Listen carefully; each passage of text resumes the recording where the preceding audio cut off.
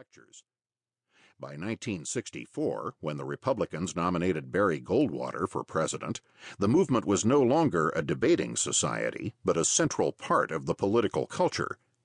And by the time Ronald Reagan was elected to the presidency in 1980, conservatives had become a permanent part of the governing structure of the country as well. As the movement grew, it became one of the dominant political yardsticks against which most of American politics was measured, and ultimately, most Republican politicians latched on to the conservative label, whether or not they were true believers. Even among Democrats, few of whom were right of center, conservatism determined the electability of a candidate. By the time George W. Bush was elected in 2000, conservatives controlled the Republican Party, could count on a majority of federal judges of various shades of conservatism, had a substantial presence in every media sector, and had developed a vast array of public policy, activist, and grassroots organizations, among other assets.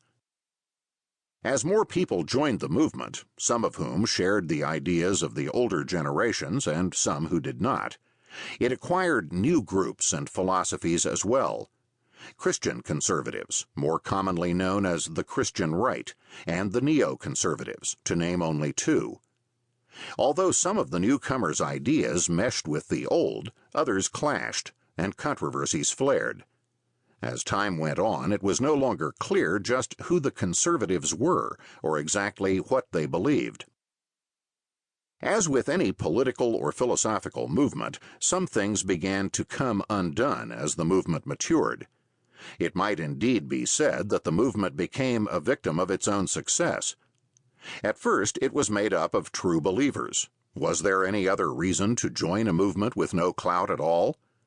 But as its strength grew, as it gained stature and popularity and more people joined, not often because they believed in its principles, but because it was good politics or just because it was the thing to do. And all too often, many did not understand the principles for which the movement stood. The word conservative became a label, and it applied to virtually everybody who wasn't a liberal. As conservatives began to be elected, and by 1994 enough were to gain control of both houses of Congress and many state and local offices, they basked in the perks and the power. They convinced themselves that the most important thing they could do was to get re-elected, and the best way to do so was to satisfy the voters by spending the taxpayers' money. Before long, Republicans, which most conservatives were, began to look no different than the Democrats they had replaced. As one wag put it, they got elected by calling Washington a cesspool, but after a couple of years on the job, they realized it was really a hot tub. The true conservatives, those who had elected them in the first place, assuming they would actually act like conservatives, did not like it at all. Other politicians, who knew they needed to call themselves conservatives, wanted to fudge the idea by qualifying their conservatism.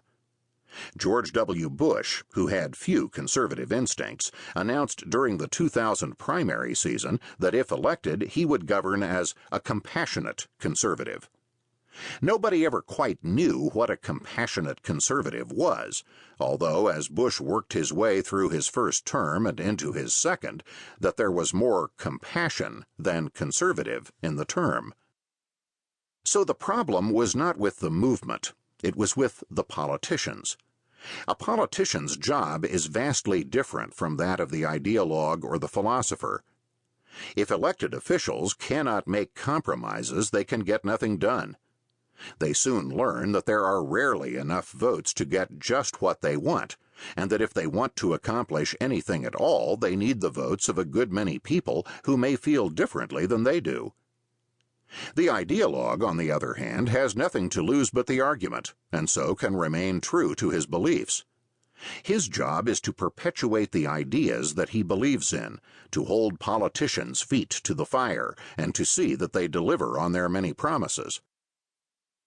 Movements founded on ideas generally last for a long time. What will become of conservatism over the next years and decades? It is built on long and well-established ideas that have withstood time's ravages.